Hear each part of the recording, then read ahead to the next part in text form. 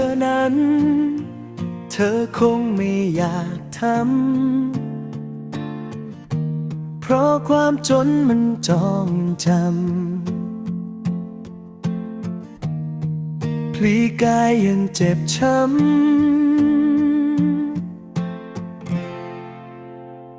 ยอมทนให้เขาใส่ฝืนใจให้เขาคลำนอนรับความเจ็บช้ำไม่สำหน้าสำกายทั้งน้ำตาเพื่อแม่อยู่สบายเพื่อพ่อรักษากายน้องที่ห่วงใยได้เล่าได้เรียนจะมีไหมสักคนยอมทนมาเห็นใจผู้หญิงสไตล์ใช้ร่างกายแลกเงินโอ้แม่จ๋าพ่อจ๋าจะรู้หรือเปล่าว่าลูกสาวปวดร้าวกล้ำกลืนทุกคืนอยากกลับคืนไปสู่ยาวบ้านเราที่เคยจากลาจำทนจากพ่อแม่มาทิ้งลาคนที่รักไปสู่เส้นทางพลีกาย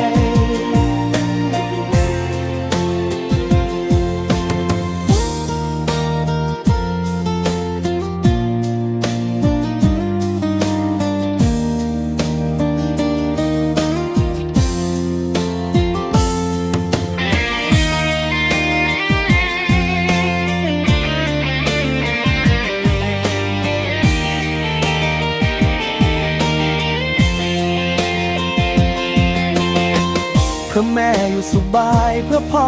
รักษากายน้องที่ห่วงใยได้เล่าได้เรีย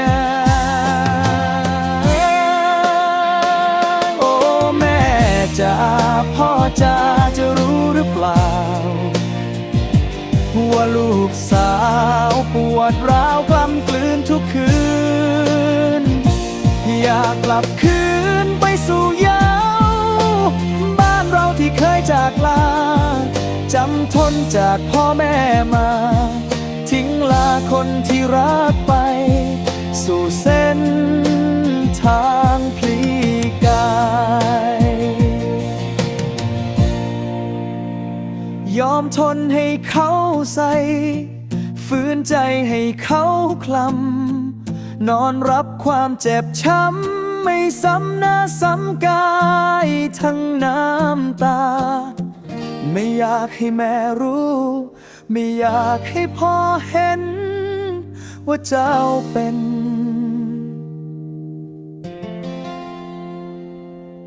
อีกตัว